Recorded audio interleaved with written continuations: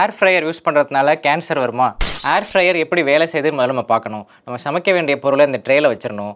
இதை தூக்கி ஏர் ஃப்ரையருக்குள்ளே வச்சு டெம்பரேச்சர் செட் பண்ணிட்டோம்னா மேலிருந்தும் கீழிருந்தும் காற்று சுழற்சியின் மூலமாக சூடாகுது. இதுதான் அதோட மெக்கானிசம். காற்று சுழற்சியின் மூலமாக எப்படி கேன்சர் வரும்? அதனால கேன்சர் வரதுக்கு வாய்ப்பே கிடையாது. சமைக்க வேண்டிய பொருளை இந்த ட்ரேயில் வைக்கிறோம் இல்லையா, இந்த ட்ரேயில் பாலிடெட்ரோ ஃப்ளூரோஎத்திலீன் அதாவது பிடிஎஃப்இ டெஃப்லான் கோட்டிங் இருக்குது. இதை பார்த்து தான் நிறையா பேர் கேன்சர் வருமோன்னு பயப்படுறாங்க.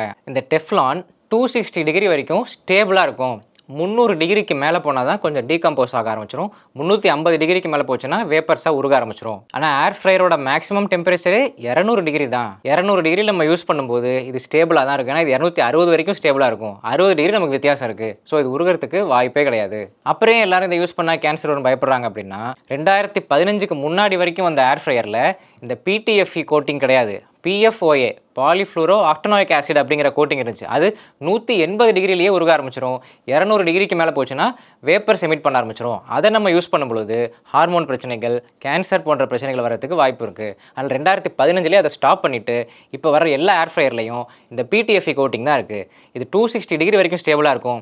நம்ம 200 டிகிரி தான் மேக்ஸிமம் ஏர் ஃப்ரையரில் யூஸ் பண்ணுறோம். ஸோ அதனால் தாராளமாக நம்ம யூஸ் பண்ணலாம். இதில் முக்கியமாக நம்ம கவனிக்க வேண்டிய விஷயம் என்னென்னா, இதை க்ளீன் பண்ணும்போது இரும்பு கரண்டியை வச்சு ஸ்க்ராட்ச் பண்ணிடக்கூடாது. அதனால தான் நான்ஸ்டிக் டெஃப்லான் தோசைக்கல்லில் பார்த்தோம்னா தோசை திருப்பி இரும்பில் கொடுத்துருக்க மாட்டாங்க. மரத்தில் செஞ்ச உட்டன் ஸ்பேச்சுலா தான் கொடுத்துருப்பாங்க. அதை வச்சு தான் நம்ம தோசை திருப்பி யூஸ் பண்ணுறோம். எதுக்காக? அதை நம்ம ஸ்க்ராட்ச் பண்ணிடக்கூடாதுங்கிறதுக்காக.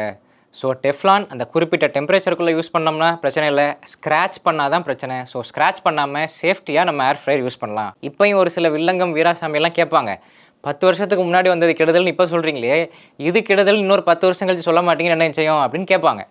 அதுக்காக தான் இப்போ ஒரு சில கம்பெனிஸ்லாம் டெஃப்லானே இல்லாமல் ஏர் fryer with ceramic coating launch பண்ணியிருக்காங்க. இன்னொரு சில கம்பெனிஸ்லாம் டஃப் அண்ட் கிளாஸ் மூலயமா இந்த இன்டீரியரை யூஸ் பண்ணியிருக்காங்க. ஸோ உங்களுக்கு இன்னமும் சந்தேகமாக இருந்துச்சுன்னா டெஃப்லானே இல்லாமல் செராமிக் கோட்டிங்லையும் கிளாஸ்லையும் செஞ்ச ஏர் ஃப்ரையரை நம்ம வாங்கிக்கலாம். ஏர் ஃப்ரையர் நம்ம பயன்படுத்துறது நோக்கமே எண்ணெயில் போட்டு நம்ம டீப் ஃப்ரை பண்ணும்போது சிஸ் ஃபேட்ஸ் எல்லாம் டிரான்ஸ் ஃபேட்ஸாக மாறிடுது. அந்த டிரான்ஸ் ஃபேட்ஸ் தான் போய் எல்டிஎல் கொலஸ்ட்ரால் அதிகப்படுத்துது, இதயத்தில் ரத்த குழாய்கள் அடைப்பை ஏற்படுத்துது. ஏர் ஃப்ரையரில் யூஸ் பண்ணோம்னா அந்த பிரச்சனை இருக்காது.